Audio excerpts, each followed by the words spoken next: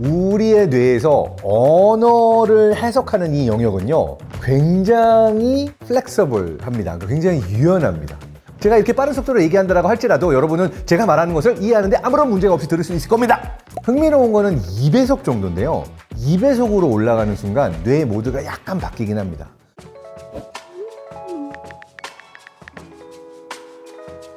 안녕하세요. 뇌과학 박사 장동선입니다. 지난번에 쇼츠 절대 보지 마세요! 이 영상을 정말 많이 봐주셨더라고요. 그리고 많은 분들이 공통된 질문을 남겨주시기도 하셨어요. 그래요, 쇼츠 저도 보면서 안 좋은 거 많이 느낍니다. 그런데 영상을 1.5배속으로 2배속으로 보는 건 괜찮나요? 이 질문이 정말 많았어요. 그래서 오늘은 배속 시청이 뇌에 미치는 영향에 대해서 이야기해 보도록 하겠습니다. 영상을 볼 때 뇌에서는 시각적으로 영상의 내용을 파악하기도 하지만 우리가 본다, 이해한다라고 하는 것은 기본적으로 영상에 담겨 있는 언어적인 맥락과 내용을 이해하는 행위라고 볼 수가 있겠죠. 그래서 어떠한 영상에 들어있는 내용들을 우리가 1.5배속, 2배속으로 볼 때도 그 안에 말들을 알아들을 수 있는 정도의 속도여야 하고, 그래야 그 언어를 우리가 듣고 뇌가 해석할 수가 있겠죠. 그래서 이것을 알아듣는 영역은 뇌의 STG 또는 이제 STS라고 하는 측두엽 근처에 있는 영역에서 다양한 시각적인, 청각적인, 언어적인 정보들을 합쳐주는 영역을 하고 이것을 인지를 합니다. 뿐만 아니라 뇌에서의 브로카 영역, 베르니케 영역이라고 하는 언어 영역도 활성화가 돼서 우리가 어떠한 문장을, 어떠한 이야기를 지금 들었는가 또는 자막으로 봤는가 라고 하는 것이 뇌에서 인지가 되겠죠. 근데 흥미롭게도 우리의 뇌에서 언어를 해석하는 이 영역은요, 굉장히 플렉서블합니다. 굉장히 유연합니다. 우리가 다양한 사람들의 목소리와 다양한 사람들의 말투, 문장들을 일상 속에서도 듣잖아요. 그러니까 어떤 사람들은 제가 오늘 뇌과학에 대해서 브리핑해 드리겠습니다, 이렇게 느리게 말하는 사람도 있고, 엄청난 텐션으로 굉장히 빠르게 말하는 사람도 있습니다. 제가 이렇게 빠른 속도로 얘기한다고 할지라도 여러분은 제가 말하는 것을 이해하는데 아무런 문제가 없이 들을 수 있을 겁니다. 처음에는 하다가도 느리게 말하는 속도에도 뇌가 적응이 가능하고, 이렇게 빠르게 말하는 거에 대해서도 여러분이 적응할 수 있습니다. 그래서 제가 굉장히 빠르게 말하더라도 여러분의 뇌는 그 속도에 적응해서 그 문장을 들을 수가 있어요. 그렇기 때문에 우리가 어떠한 영상 내용을 1.5배속, 2배속 정도로 돌린다 해도 언어 영역, 소리를 듣는 영역에서 큰 무리 없이, 문제 없이 문장과 언어적인 내용을 이해할 수 있다라고 합니다. 자, 그리고 우리의 뇌는요, 사실 굉장히 다양한 상황에서도 그 의미를 이해하고 적응하는데 탁월한 능력을 갖고 있습니다. 다름 아닌 predictive coding, 그러니까 예측적 코딩, 예측 코딩입니다. 그러니까 쉽게 얘기하면 이런 거예요. 누군가가 항상 저한테 하던 얘기가 있잖아요. 잔소리. 아, 너 또 지금 밥 먹고까지만 나와도 그릇 안 치웠지. 가 들리는 거예요.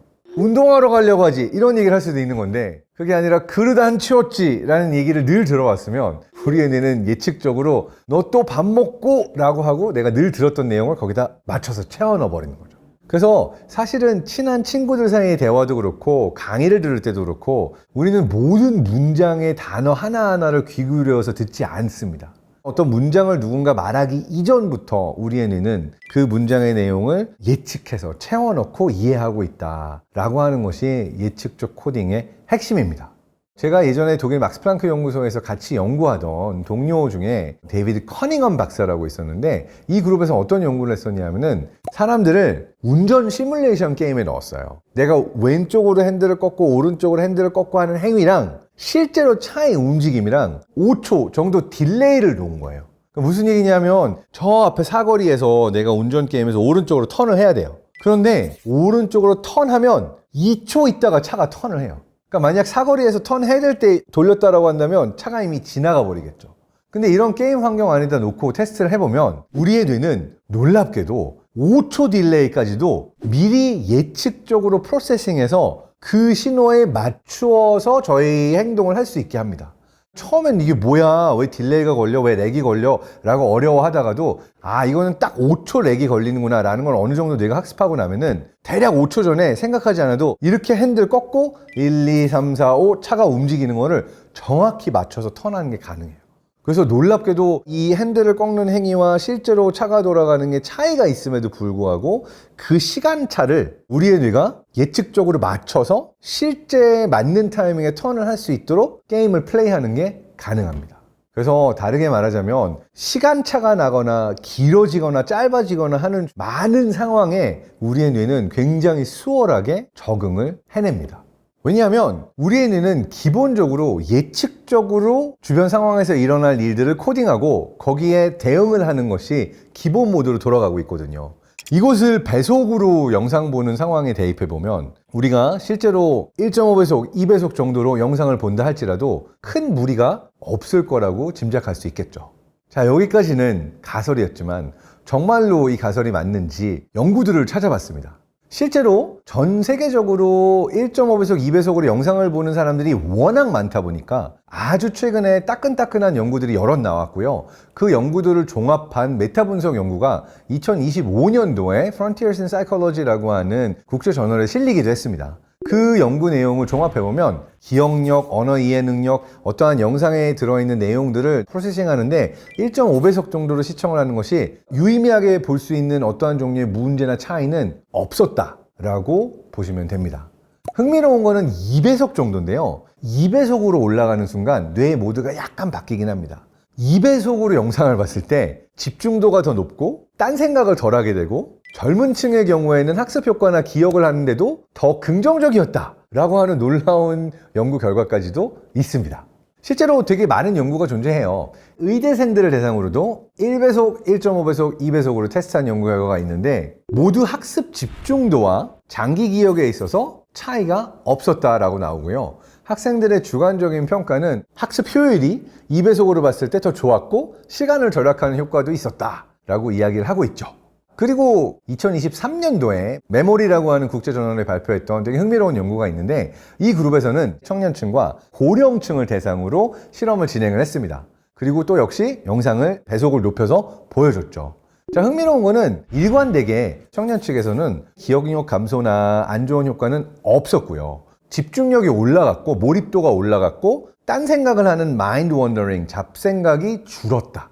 그러니까 2배속으로 영상을 시청하는 것이 오히려 어떤 점에서는 효율이 좋았다라고 볼 수도 있는 거죠. 반면에 고령층, 1배속으로 볼 땐 괜찮다가 1.5배속, 2배속으로 올라갈수록 기억하는 내용의 양이 줄어들고 학습 효과가 줄어들었다. 그러니까 연령대에 따라서 배속 시청은 차이가 있다라는 것을 보여주기도 했습니다. 그래서 정리해보자면 1.5배속까지는 문제없고 2배속까지도 괜찮다. 대부분의 사람들에서 1.5배속까지는 영상의 속도를 높여서 시청해도 정보를 전달받거나 이해하거나 기억하는데 거의 문제가 없다. 2배속으로 올렸을 때 젊은 층의 경우에는 오히려 집중력이 향상되고 몰입감이 올라가고 학습 능력이 올라가고 딴 생각을 하는 비율들이 줄어들었다라고 하는 긍정적인 효과까지도 보여줬던 연구가 있고, 노령층의 경우에는 배속을 올려서 시청을 했을 때 놓치거나 기억나지 않거나 제대로 이해하지 못한 현상이 나타날 수는 있다. 이렇게 정리할 수 있을 것 같습니다. 하지만 모든 상황이 이런 건 아니고요. 우리가 어떠한 감정적으로 몰입해야 되는, 그리고 영상미를 즐길 수 있는 예술적인 컨텐츠의 경우, 특히나 등장인물들의 서사나 감정 변화를 인지해야 하고 연출을 했던 감독의 의도까지 파악을 하면서 어떠한 예술 작품을 통으로 즐기는 데 있어서는 1.5배속이나 2배속이 안 좋을 수도 있습니다. 실제로 여러분이 경험해 보셨겠지만 공포영화 2배속으로 놓고 보면 별로 안 무서워요. 마찬가지로 로맨스 같은 경우에도 둘이 너무 좋아 보여, 사랑에 빠졌어, 막 이러한 애틋한 감정이 2배속으로 볼 때는 잘 안 올라올 겁니다.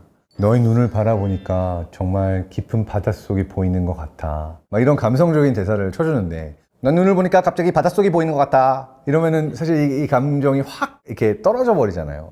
특히나 음악 컨텐츠라든지 다큐멘터리, 영화의 경우에는 빌드업이라는 게 되게 중요하거든요. 내가 조마조마하더라도 기다리는 시간을 가지고 장면이 나오나 으악 막 이러한 것들이 있어야 되는데, 그냥 내가 지루하니까 언제 나와 이렇게 누르고 있다가 똑똑똑 나왔네 이러고 지나가 버리면 사실 영화나 이제 롱폼 콘텐츠가 재미가 없을 수 있겠죠.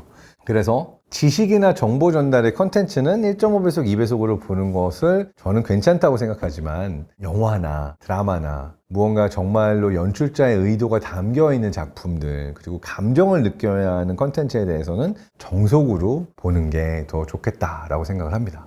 자, 그래서 여러분이 1.5배속, 2배속으로 보면 뇌에 안 좋은 거 아니야? 라고 걱정을 많이 하셨지만 그런 걱정은 안 하셔도 될 것 같아요. 1.5배속으로 보냐, 2배속으로 보냐가 중요한 것이 아니라 어떤 컨텐츠를 보는가가 더 중요하다고 할 수 있기 때문에 2배속으로 보건 1.5배속으로 보건 그것 때문에 걱정할 필요는 크게 없어도 될 것 같습니다.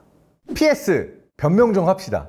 이게 항상 잘 되는 컨텐츠를 보면 악플들이 너무 많아요. 쇼츠가 우리의 뇌에 좋지 않다고 올렸더니 내로남불하네. 이 채널에도 쇼츠 엄청 많더만. 쇼츠 나쁘다는 사람이 쇼츠 올리고 있냐? 이 이야기들을 정말 많이 하셨어요. 솔직히 좀 찔리긴 하고요. 최근에는 웬만해서는 쇼츠를 많이 안 올리려고 노력하고 있기도 합니다. 그런데 두 가지 이야기는 드리고 싶어요. 왜 쇼츠를 올리냐? 구차한 변명 같을 수 있지만 일단 첫 번째, 지금 현재 구글, 유튜브는 전 세계적으로 롱폼보다 숏폼을 더 밀고 있습니다. 이건 여러 가지 이유가 있긴 한데요. 뭐 틱톡과의 경쟁, 인스타그램 릴스와의 경쟁, 수없이 많은 컨텐츠 경쟁이 있기도 하지만 쇼츠를 만들 때 구독자 유입이 늘고 노출량이 늘고 어느 정도는 상업적인 많은 채널들의 경우에는 쇼츠를 올리지 않으면 타격을 입거나 손해를 보는 것을 감수하면서 영상을 올려야 된다라고 하는 기본 상황이 존재해요. 그리고 두 번째로 저희도 영상 제작을 위해서 종종 광고, 홍보, 브랜디드를 받고 있죠. 기본적으로 영상 편집을 하고 촬영을 하고 하는 데는 비용이 들어가기 때문에 저희를 이제 무상으로 지원해주는 어떤 회사나 기업, 집단이 있지 않은 이상 저희가 채널을 운영할 수 있기 위해서는 광고와 브랜디드를 받아야 하는데 많은 클라이언트의 경우에도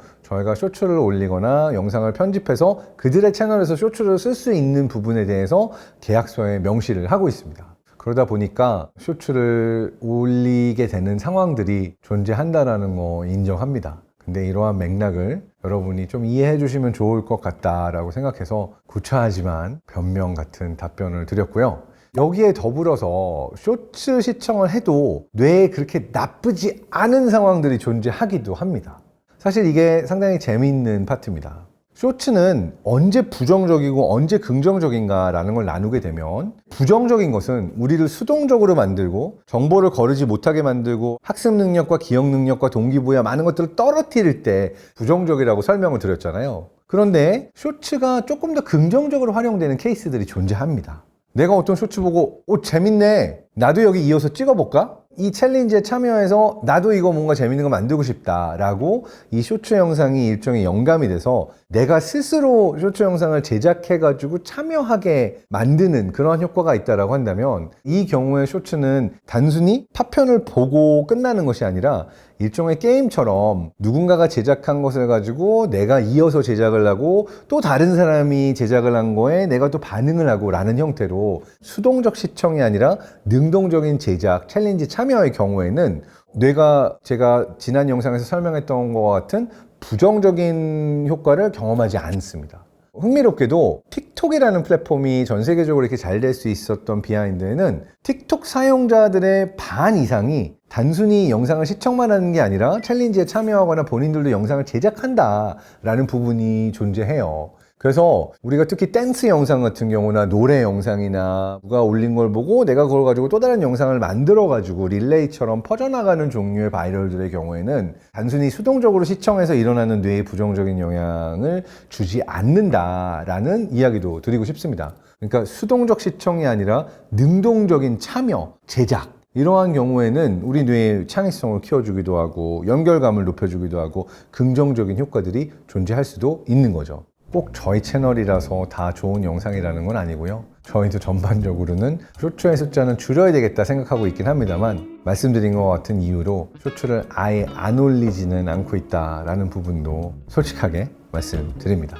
여러분이 생각하시는 것만큼 우리의 뇌가 여기저기 피해를 입고 다치고 문제가 생기고 하기만 하는 존재가 아니라 사실은 웬만한 상황에도 다 적응할 수 있고 감당할 수 있는 게 굉장히 많은 어떻게 보면 가장 고마운 기관이다 생각할 수가 있어서 우리가 그렇게까지 많이 걱정하지 않아도 되는 부분들이 많이 존재합니다. 여러분의 뇌를 믿으세요.